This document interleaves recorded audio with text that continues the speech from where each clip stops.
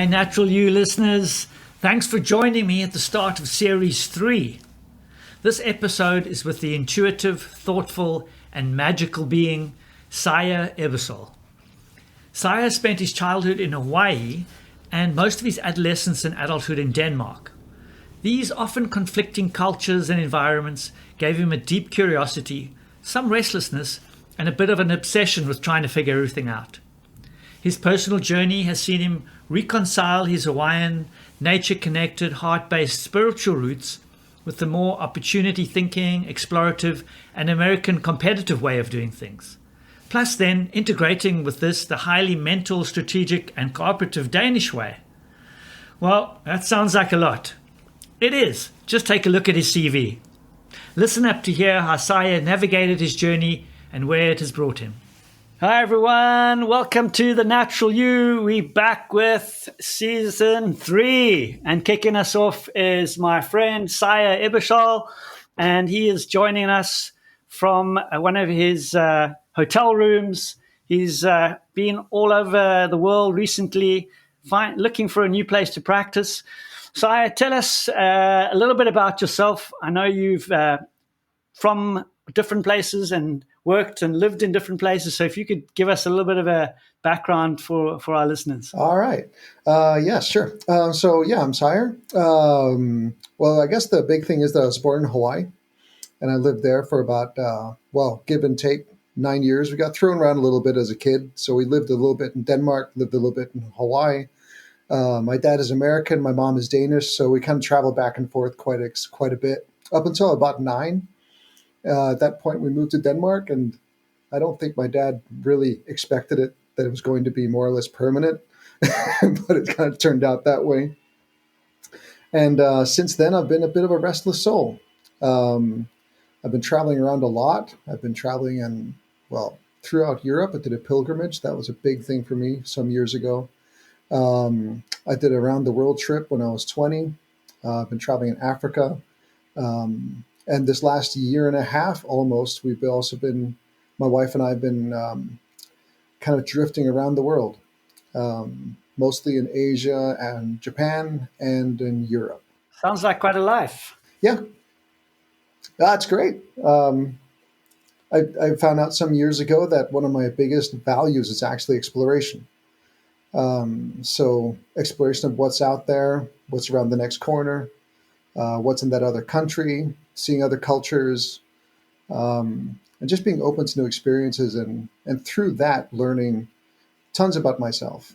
So that whole exploring part is a big part of that. Has also been exploring myself and self-development and seeing what the potential of everything is. And I've watched your work, and I get a sense that you use those same inquisitive and curious aspects in your work, and work in quite a different way to a lot of other chiropractors I know. Can you tell us a little bit about where you started in chiropractic and how you've got to where you are now? Well, for that, I kind of have to tell the story of how chiropractic kind of found me, and my first chiropractic experience. Yeah. And for that, I was kind of going through a bit of pretty big depression in my mid-20s when I was living in Denmark, and not really understanding why I felt so different from everyone else around me. And at the end of the day, I just decided I had to go back to where I'm from to see if I could make sense of everything, of who I was, if there's a reason why I felt so isolated. And so I went back to Hawaii, and my sister at the time was working in a national park at the time, so she got me a job there. So I was just in this place of absolutely extraordinary beauty for about 3 months, I think. And I gradually started kind of feeling like, okay, now I'm getting in touch with myself. I'm building myself back up, and I'm beginning to feel like I have energy again. And then through a series of seemingly random events, I end up at this in this place in the woods somewhere on the island of Molokai in Hawaii. And there's like a fish farm, and then this guy with this big red hair and a beard was basically making ukuleles out of his workshop. And a friend of mine was going there to get his back checked, and I just kind of tagged along. And so my friend got his back checked, and I was like, that looks interesting. Would you mind checking me as well? And he just took a look at me like, yeah, sure. So he checked me out, spent a couple of minutes, like, is this tender? Is this tender? Is this tender? Basically, everything was tender because I'd been working professionally as a carpenter for and doing really stupid things for a number of years. Um, and yeah, so he got me on the table and cracked me on 4 or 5 different directions, and I got off, and I felt like I was floating. And I felt like all that energy that I had been building up to feel like I was almost back to where I was, all of a sudden just shot through me. Wow. And it was a massive, um, it changed my life. It was just this really impactful spiritual experience for me to get adjusted. And I didn't even know what it was. So I was that kid that got off the table and I was like, what the hell was that? And where can I learn it? Wow. So that's how I got into chiropractic, and that was back in 2002. And then I remember calling my mom and dad up, and I'm like, I finally know what I want to do with my life. Beautiful.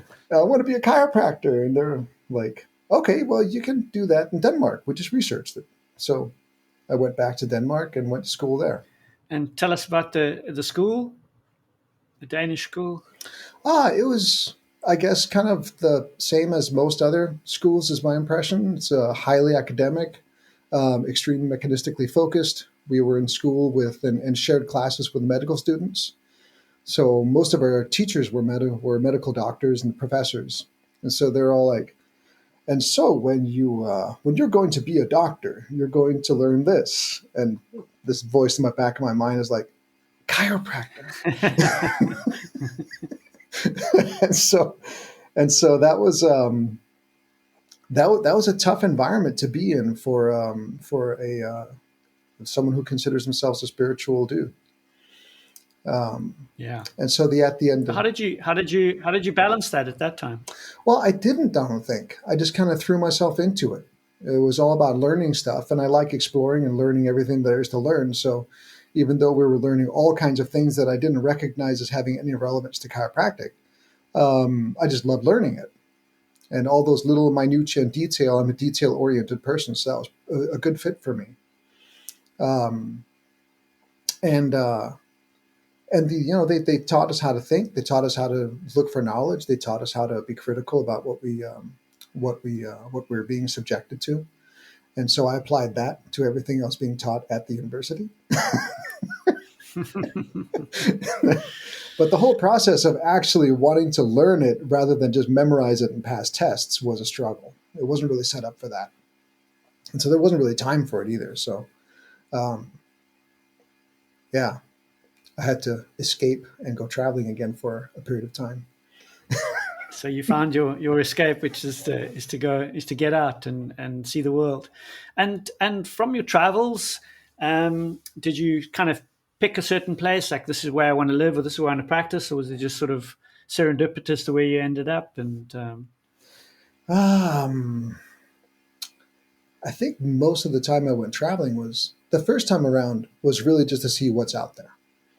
And I've had this massive draw to go to Australia and see Ayers Rock. But my sister had already done that, so I decided I needed to go around the world instead of just going to just going to Australia. So that turned into a year travel, and that was really. I think of myself back then, and I can't believe the things that I did. Like now, I look at them as being extremely stupid. Like I had no idea what I was doing, and the risks that I took in hindsight were staggering. But that was a massive growing experience for me. And once I got a taste of that and that freedom and that being like not having to compromise about anything, when I then came back to Denmark, it's a small country, and I'm sorry to any Danes who might be hearing this, but there's a tendency of thinking small. And when I'm in Denmark, there's always been this feeling of being a little bit compressed, not really being allowed to fully express myself, which of course is a little bit restrictive. Yeah. Is it quite regulated? And very, very regulated. And there's this weird thing, like there are no rules, and everyone's allowed to express themselves however they want, but they're watching us. and, and you are being judged. So it's more judged than regulated. Yes, I would say so. I would say so. So there's a lot of freedom in So it's that. like a social regulation, Yeah, which is almost more powerful, isn't it? it certainly seemed that way to me. And so after that, most of my travels were really more of an escape, and feeling like I could go off and I could breathe and I could be who I am and be unrestricted in my self expression as well than what I have felt that I was allowed to do in Denmark. Mm. Mm. And so, what has that meant in terms of practice for you? Did you have those same feelings in practicing the way you wanted to? To a certain point, I was working for other people most of the time. So when I came out of school, I did like an internship program, which is mandatory in Denmark, for about a year, and then I stayed in that same place for another year and a half. Um, and I was working in a clinic where I was allowed to do what I was doing and say what I wanted to say. So I felt there was a lot of freedom to be who I was. And at the same time, I felt that the path that I was going down was not a very good match for what the clinic was representing. So I felt there was a big conflict of interest. With the clinic owner, I don't think he actually felt that at all. But that didn't matter because I felt it. Yeah. And so, and so after a couple of years of that, I had a complete chiropractic meltdown because I was working in a mechanistic way and it just stopped making sense to me. And I had to get out, and I went on a pilgrimage for half a year. Well, actually a year, traveling across Europe by foot. Tell us about that. That sounds. I got that written down when you mentioned it earlier. So please tell us. Sure. It basically came about. I was in that practice, and things weren't making sense to me anymore, and I didn't feel like I was really being congruent with the clinic, and I had all this noise going on in my head. And I was being pulled in this direction that also didn't make sense to me, where I was doing more intuitive work and I was seeing patterns that where if I put my fingers in certain spots, interesting things were happening, but I couldn't make sense of it. And then I had this idea that chiropractic is this mechanical thing where you get cracked and you're cracking people and this weird voodoo stuff that I was beginning to get drawn into. I just couldn't make those two things meet in my head. And at the end of the couple of years, and I had a relationship that was extremely destructive at the time that I got out of, and I just needed a break from everything. And it turned out that my sister had just done a pilgrimage, the one to Spain, to Santiago in Spain, the year before.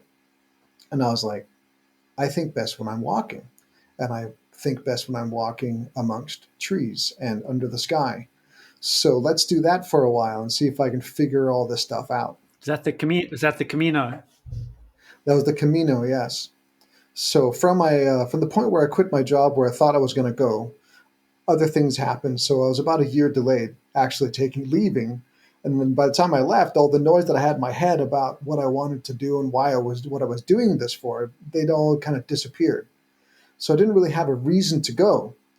And at the same time, I felt this absolute need or drive that I had to do this. And I couldn't explain why I needed to do it, but it was such a pull that I couldn't refuse it. Well, I could have refused it, but I don't think that would have been a good idea. It would have cost you.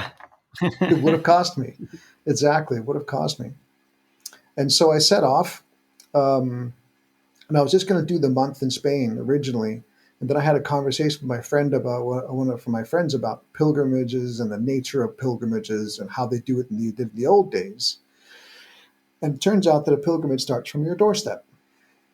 So I thought, okay, that's a bit daunting. That's about 4,000 kilometers from Copenhagen, Denmark, all the way down to Santiago in Spain. But, oh well, I do need to do this, so let's just take off and do it and see what happens. And I'd also almost run out of money at this point, too. So that was also kind of terrifying. But yeah, one foot in front of the other, and it took me a long time to actually like my process compared to many other pilgrims. This process was very physically slow, but emotionally and mentally it was a journey that lasted about 10 months.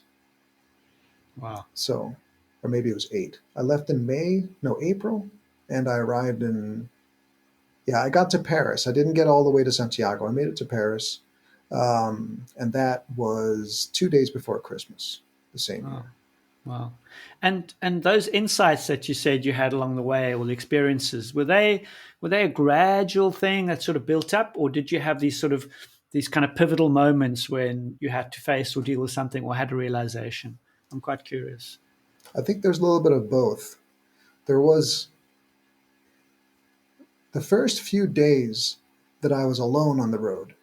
I had to deal with my inner voice. And I thought it was going to be a piece of cake. And I set myself like, I'm not going to listen to anything, any music or anything that distracts me. I'm just going to walk, and whatever's going to happen is going to happen. And after 3 days, I crumbled. I'm so sick of listening to my own voice, talking and thinking and having opinions about everything. I just couldn't stand it anymore. And I just had to give myself a break and put in some earphones and put some music on just to be able to continue. So that was like the first insight, was just becoming aware of the amount of conversation I was having in my head all the time, Mm. and how much energy that was requiring, paying attention to all of that. And then after having that realization, there was a long period of time where just practicing, um, turning the volume down. So, So how do you do that, sir? well, that's a good question. I guess you walk for 1,000 miles. No. um, I think the first step of that would definitely really be become aware of the voice, or the bull voices, and becoming aware of what that sound, what that tone really, what that sounds like. How does it show up? Because it has a specific sound to it. So that when you have this voice that keeps talking about, oh, that person, oh, she's wearing a pink sweater, she's probably like this, and she has this and this, and she probably has like a small white chihuahua that she matches all the time. And I hate poodles, so she's probably a poodle person. I don't like poodles. She's probably a bad person, has too much money. Whatever that judgmental, constant bickering about, opinions about other people, that judgment stuff, it has a certain ring to it all the time. So first you have to recognize what it sounds like. And once you kind of hear it and you can objectify it, and you can build a relationship to that voice, and then you can start saying, okay, that's fine. All these opinions that you have, all these judgments that you have, that's all okay. Just tone it down a little bit. And so I heard an analogy once, which was basically, it's like your mind, or your consciousness is this massive, massive room, this humongous room. And then way down in the corner of this room is this little ghetto blaster that's pumping all that stuff out. And for some reason, you decide to sit right next to it and turn it up to max. so, so identifying what it is and what it sounds like enables you to step away. And with a lot of So practice, recognizing it when it's happening. exactly. Here's that voice again. Here's that judgmental, condescending, whatever it might be. Yeah. And then so first recognizing it, and then first awareness, recognize it, and then turn it down. So is that a conscious thing? Do you just say in your mind, turn it down, or do you just put less focus on I it? do. I just put less focus on it, but I have to do that in a way where I also give attention to it, but not more than I need to. Okay. So you acknowledge it. And so that attention, I acknowledge it. I have to acknowledge it lovingly. And so my experience is that most people have this, they call that the ego, and they have this fight with the ego. And there's this prevalent idea that you have to kill the ego to become enlightened. Mm. And that's not how it works. You cannot kill the ego. And the whole objective of figuring out what the ego sounds like and being able to objectify it is not to get rid of it. It's to become friends with it. You don't want to have that voice running your life. Mm. And if you can create a relationship to it where you're not just endlessly listening to it argue and bicker about stuff that it really is pointless and meaningless, you can actually task it to do cool things. So you have to. So example for us. It's great. It's a great problem solver. So I can. So during this walk, at one point, I had emotional issues with committing, and part of that was having had a series of bad breakups when I was quite young, that basically made me terrified of women. And I could take that conversation when I realized that that's, oh shit, man, that this is actually what's going on in my head. This is why I can't get my relationships to work, is because I'm constantly worried and afraid that they're going to break my heart again or whatever. Then because I had a relationship with my, let's just call it the ego or the mind or whatever you want to call it, I could say, all right, you take a look at this issue here and problem solve that and work on that until you can give me an answer, please. And then that voice would quiet down a little bit for a while because it was occupied. And so it's like if you are a ship and you're sailing across the ocean, your ego or that voice, your mind, is the first mate, and you're supposed to be the captain. But if you just go to sleep, then the first mate is going to take over the position of the captain, and you don't want it running your ship. Mm-hmm. You still want to. You want it taking orders and giving orders, but in the right direction. Exactly. So you have to be the captain of your ship, and then you can give orders to the first mate. And then all of a sudden you can have teamwork instead of opposition. Collaboration. I love it. So here's the big question. So if the ego is the first mate and you is the captain, who is the you? That's a good question. So it's one of the biggest, I think. It is one of the biggest. I like the one of being an observer. And I don't really know if I can go into detail explaining what I actually mean by that. So yeah, I heard when I was trying to figure that out, I read something, I can't remember what it was. Perhaps it was Untethered Soul, I think. I can't remember the author, where he said, well, just be quiet, and the listeners can do this too. And in your mind, shout as loudly as you can. Shout a word or a phrase. Okay, so who is it that hears that? And that's the you, right? That's the observer. The objective can see that, so or can hear that. And I just like that, because I can shout in my mind like whatever it is, and the real me is listening to that. Yeah. And to kind of go onto more sort of, so that's kind of very kind of psychological view, into a more spiritual view. How do you see that? How do you see those connecting? The ego and the real you. And some of that intuitive work you do. How do you see all that kind of connecting in a more spiritual sense? Another great question. Yeah. Yes, you are. Yes, you are. No, it's good. It's good. So I feel I need to say one more thing about the ego, about how not to be dominated by that voice. And a lot of that comes from understanding what that voice is about. And so that voice is really about everything that has to do with helping you survive in the world. And so it is trying to help you. It's just kind of gone in overdrive. And everything that we've learned in society is to pay more attention to that voice and be more of that survivor. And so where I see where that all kind of comes together for me spiritually is I am having an experience in life, in this physical world, or at least what we perceive as a physical world. And I do have these extraordinary tools with this mind that helps me navigate all of that. And then I also have, so there are other voices. There's the voice of, hey man, go check that out. That might be really, really cool. Or, hey man, go talk to that girl. That might be really interesting. And so there are all those nudges, which are this crazy source of creativity and inspiration that kind of comes in. But it's also a voice. And I think that where I am at, where the me that, I can't say that I identify it, but let's call it my spiritual self, is not those two voices. It's something else. It's more this, I guess I see myself as a passenger.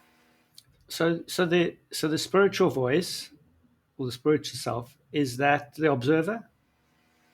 I don't think so. So that's some. I So don't you think think, so. and for you, is the spiritual voice or the passenger?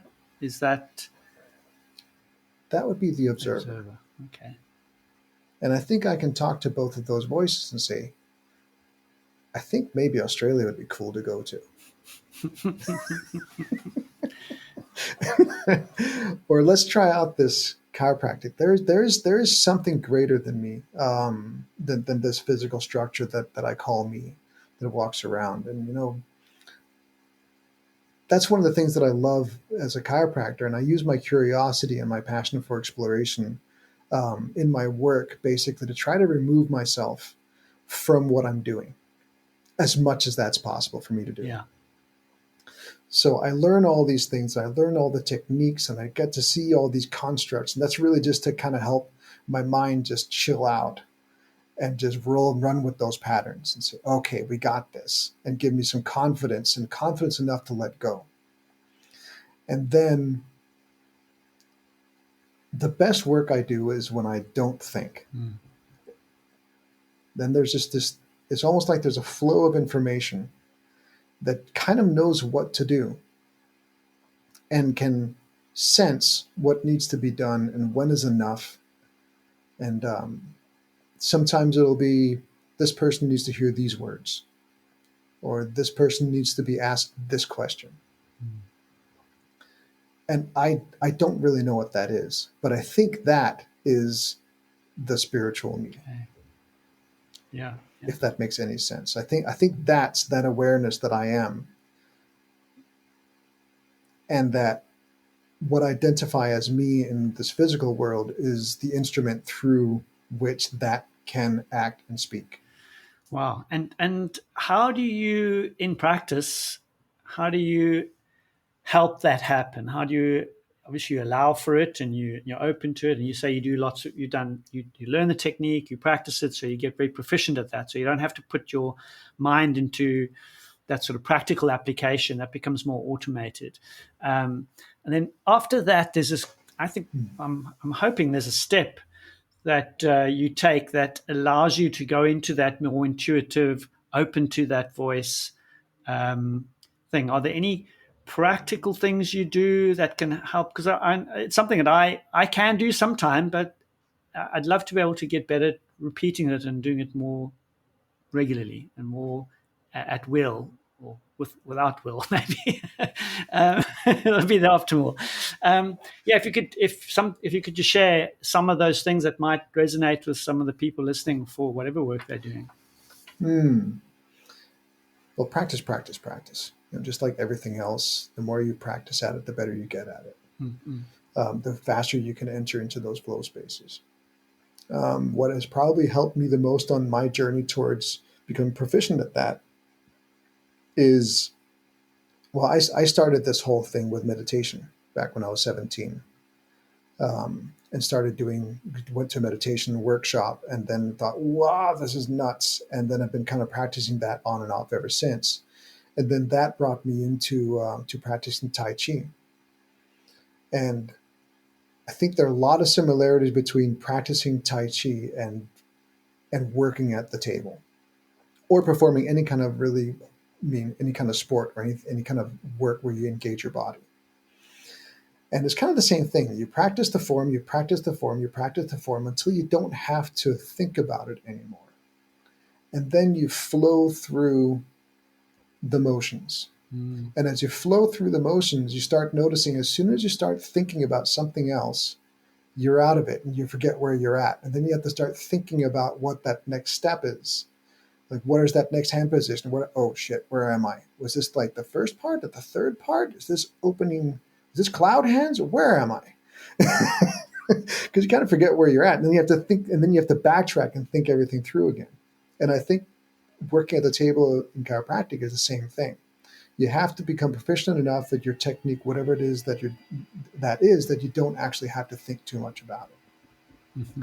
Then you have to have systems in place so you can take all the noise of being in a clinic away, or a practice. I prefer to say practice. Yeah, I call it a clinic and I call it a patient. That's kind of how I was taught. I'm trying to step out of that and call it a practice and call them clients, but that's my journey right now. So yeah, you have to initiate, and you have to have certain systems in place to remove as much noise as you can. Yeah. So that when you're with that person, you don't have to think about anything else, including selling the next visit, or having to explain them what it is that you're doing. You have to put those into systems so that people are already on board with what you're doing. And that might just be as simple as, okay, this is going to be a journey and it's going to be really, really weird. I don't know how weird it's going to get or how weird you think it's going to be, but this is how I work. I love it. I love it. And, this is going to be a journey. It's going to get weird. It's going to be weird. And I'm not sure exactly how weird it's going to be for you, but let's see what happens. Exactly. And that's the journey of exploration. Like, and when I look at someone, I'm like, I wonder what's going to happen this time. I wonder what this is. What emotion is tied to this point? Or when I press here, what is that going to release? What is the potential for this person on the other side of that? And I would say that my work is probably very much colored about a bit of an obsession about the nature of being in the world. Being in the world. And how people are. Yeah.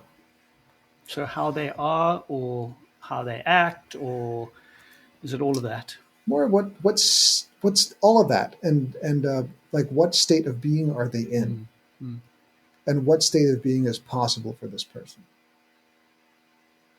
So people can be in a state of being angry, and people can be in a state of being desperate, and people can be in a state of being of overwhelming pain, and I can't think about anything else. And a lot of the people that come into our offices are in those states. Of depression or sadness, or is this ever going to get better? My doctor just told me I have to live with it, but really I can't. And if you can't help me, I don't know what I'm going to do. Right. But on the other side of that, there's also the possibility of being happy. And there's the possibility of being a better person. So you just hold that possibility for them. I don't think I do, but what I do is I create a space where that is a possibility. And I hold the space of transformation being available to them. So a possibility for change of state. Yeah. Yeah.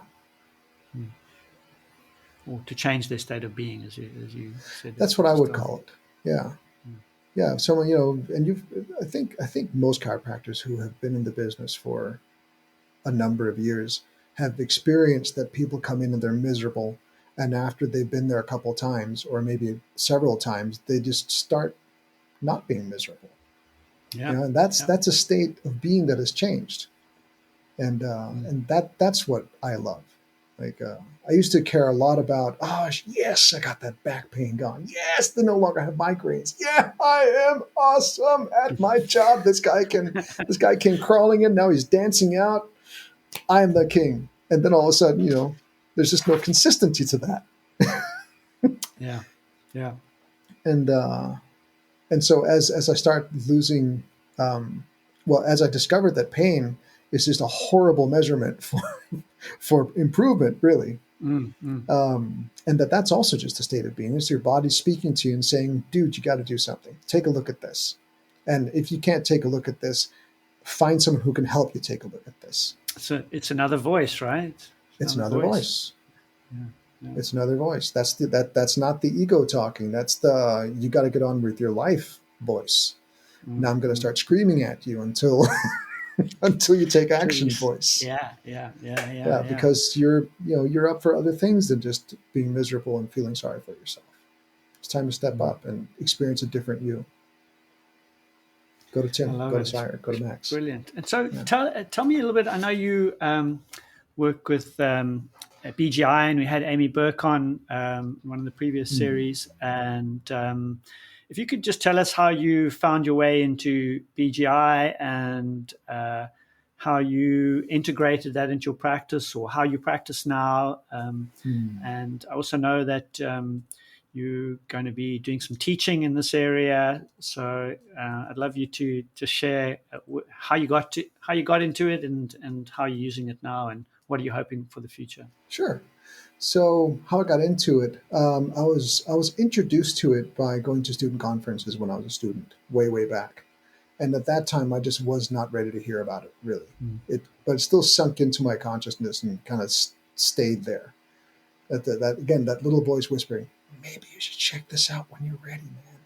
It could change It things for you. sounds freaking weird, but well, that sounds cool. That may be quite Yeah, cool. remember, you like weird. Maybe we should caption this episode. You really do like weird. I like weird. Maybe you do too. Um, Come get weird with Saya. yes. This came up. I can't remember it off the top of my head anymore. But there's a definition of weird. You got to check it out. It's fantastic. Yeah. It's like, uh, but yeah. I was introduced to it recently. I just can't remember it right now. I wish I could. Anyways, Share it to me later, and I'll put it in the show notes. that'll be And cool.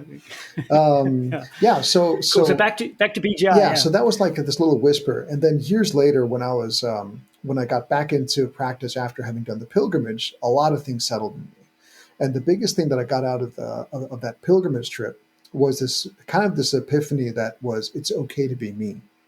I know I'm weird, and I am tapped into this weird spiritual thing that I can't really explain, and that no one believes exists that I know at that time or that I felt comfortable even talking to this about. But it's part of me, and I tested it, and it was measurably worked, and it blew me away. And all of a sudden, I found out that it's okay to be me and to proceed with practicing chiropractic, having more than just cracking backs. And so I started paying a lot more attention to what these intuitions were telling me, like where to put my fingers. I also have a background in Reiki. I'm a Reiki master. So I started using that as a diagnostic tool to figure out, which one out of these 15 stuck bones needs to be left alone and which ones need to be moved. Mm. And then I got another introduction to this BGI. I can't even remember who told me about it or where I found it, but suddenly it just came up again. So just for those who haven't been exposed to it, BGI is biogeometric. Biogeometric integration, That's right. yes. Okay. Yeah. And I didn't really know really what it was at the time, other than it was kind of in the weird category of things, or at least perceived as being weird within chiropractic, like on the voodoo magic kind of end of the spectrum. And so I decided, all right, let's do that because I like that kind of stuff. So I did my first course in 2015, and what that kind of gave me was it certainly gave me a structure, like all these places that I intuitively felt I needed to put my hands in order to create to get better effect of what I was doing, how I was adjusting. They fit into this map that was given to me in BGI. So BGI looks at it looks at so many things. That's why I love it so much. But one of the basic foundations is get everything connected, and everything is triangles. so And so you look at the sacrum, which is pretty much a triangle, and then that triangular shape kind of is expressed in multiple regions of the body, and every triangle corresponds to the other triangles. So for the chiropractors out there a little more geeky about this, if I have a spot on L5, that would be the apex of one of the triangles. And so that would match up with all the other apexes of the other triangles. So L5 would be directly correlated to C6 and C7 and T1. And so, a lot of people who have lower back pain, they also have lower neck pain. Or if you take x-rays of their neck and they have lower back pain, you're going to start seeing disc degeneration in that area. And so all of a sudden, a lot of things started making sense to me. And I started to be able to apply the stuff that I was doing in a much more efficient and effective way. And I had people that come in with lower back disc problems, and I was very hesitant to adjust them where the disc problem was.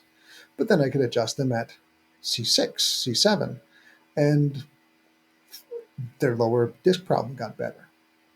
So I thought it was just a really cool way of being much more honoring towards what was going on at the table. And also BGI just gave me much more insight into the healing process and what the adjustment might be. Like, so we. And what do you feel that for you? What do you feel adjustment is now? Well, I was taught that that we adjust subluxations, and that subluxations were specific joints in the spine that were stuck and had a negative influence on the nervous system. Mm. The way I see it now is that is true, but it's only part of the bigger picture. So in BGI, we don't see don't see subluxations as subluxation points. We see subluxation as subluxation tracks that go throughout the entire body. And so, right, it's much more complex and interconnected. Yeah, exactly. And I was having a lot of issues with I was doing some soft work tissue stuff techniques on some of my clients, and they were getting better. But I felt that I was failing as a chiropractor when I was doing it, because chiropractors are only supposed to be cracking the spine. Mm. And so I had that whole conflict running around my head and creating a lot of noise. And I didn't really want to, tell my peers about that because I didn't want to get name called, Don't want to get judged, yeah. Yeah, exactly. And so with BGI, there's another concept, not a BGI concept, but an engineering concept called tensegrity, which is basically the combination of two words, tension and integrity. And so we have our skeleton, which is basically what comprises the integrity parts of our system, the weight bearing struts, and then we have all the tension, which is comprised of the fascia and the connective tissues and the muscles that surround all of those struts, and both of those have to work in harmony and balance together in order to function properly. And so all of a sudden, I could also start leveraging some of the soft tissue techniques, and it started making sense that I did that. Mm-hmm. And then when I started doing the soft tissue techniques, some of the structural problems also went away, and vice versa. Yeah, and certainly in my mind, or BGI is quite a kind of more gentle technique, and on the sort of gentle versus very structural, it's kind of more on the gentle side. How do you, because I know you do structural adjusting, and how do you bridge that together? And is this something that you're going to be sharing with us? Yes. So there are two sentences that kind of resonate with me in BGI as well that have been spoken a lot. Into ease, please. Into ease, please. So yes. So anything that you want that you do to the person on your table, you want it to be done in a state of ease as much as possible. So most of us have been taught, let's just say let's go back to the C6 just because we can. We take that into tension, and then we take it as much into tension almost as we can. And then we thrust directly into that tension, and then we assume that everything is better. That's what I would call a manipulation. Now, where an adjustment, in my terminology, differentiates it from that is basically we're not interested in creating more tension. We're not, because more tension gives more resistance, and more resistance makes us have to work harder and potentially use a lot of force into the system in order to get anything to move. But if we can lay everything in a state of ease and welcome, then you don't have to use very much force at all. Um, and and it's not about getting the bone to move. It's about applying a specific amount of force into a specific area in a specific direction that will instigate a process of healing. Mm, I like it. I like it. And so, yeah, and that so I do osseous work. There's this one thing that um, I don't know if it's a myth or. And my impression is that most people think that BGI is you put your fingers on a couple of places and then people start doing weird stuff and moving around and it's kind of like network, but it's not network. You just kind of put your hands on people, but it still looks a little bit networky. And if you adjust someone osseously, then it's wrong in BGI, and that's really not true. So the other thing is you want to match the tone. So and without going into too much of that, what tone is and all that, but it's basically if their body is telling you to apply a force of a certain magnitude in a specific area and a direction, then that's what you need to do. And sometimes that will be with very light touches in specific points of the body. And sometimes I'll be going for it and doing an osseous adjustment. And what as I love osseous adjusting. So the first couple of years that I was doing BGI, I felt a little bit lost because I still felt I'm applying too much force and I'm doing this wrong. And if Amy saw what I was going to be doing, she'd be like, what are you doing? And all that noise. And of course, none of that is true. But it wasn't until I went to an osseous seminar and I started seeing, this is how I can apply that in a way that addresses everything in the whole system. So um, it's when done properly, an osseous adjustment, I mean, applied skillfully, can move mountains. Yeah. And Yeah. that can happen in BGI world as well. And no, so we're going to be wrapping it up, Saya, but can you just Oh, tell wow. us, it goes so quickly.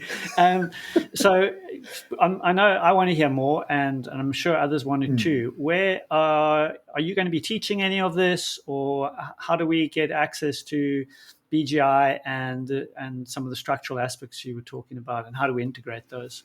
Yes. So I am. This is new for me. This is like my new career path, which I hope is going to take off, but we'll see.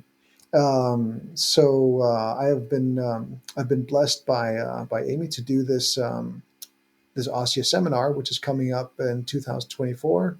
The dates are set. It's going to be on June 21st to June 23rd, 2024 in Sicily. Fantastic. So if you share those with me, I'll put them in the show notes, all the details and what people need to do and how they can get hold of you on there too. Yeah. So if you have any more questions or want to reach out to Sejer, I'm sure you'll be okay with me giving your email address. Is that okay, Pat? That's completely fine. Cool. So I'll put that in the show notes as well. Everything's there.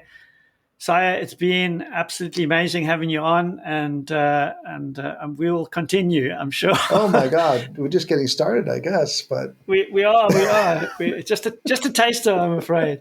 But yeah, we'll have some more, and thank you for sharing your journey and your pilgrimage and how that led you to where you are now, and your journey in chiropractic, and how you're going to help others on their journey. So we really appreciate all you're doing for us in that regard. well, thank you for having me on. It's been really cool having this conversation. If there's just one last thing that I can say is that everything that I've done that has moved me and gotten me to be who I am today, which is a good place, has been willing to go through uncertainty and doubt and discomfort of a certain magnitude. So, if you don't know what to do, explore, explore that discomfort, lean into it. That's where the gold is. Awesome, man. Wise words, my friend. We'll see you soon. See you soon. Thanks for listening. I'm sure you'll agree, Sejer is a fascinating guy with some great stories. I put his details in the show notes if you want to contact him. Please note the BGI seminar in June is already full, but please go to the BGI webpage, also in the show notes, to get information on the next European event. Lastly, if you think there's someone you'd like to hear on The Natural You, please drop me a line and I'll see what I can do. Till next time.